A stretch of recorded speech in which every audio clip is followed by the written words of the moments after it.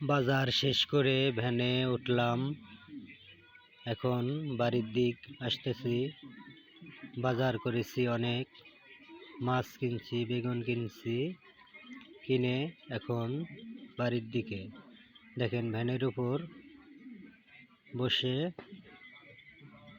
আসতেছি।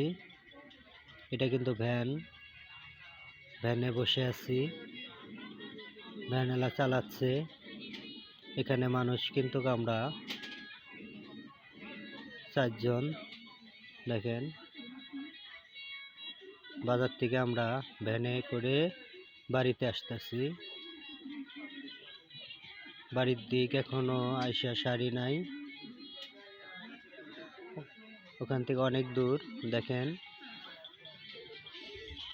বাজারগুলো ভ্যানের মাঝখানে রাখছি।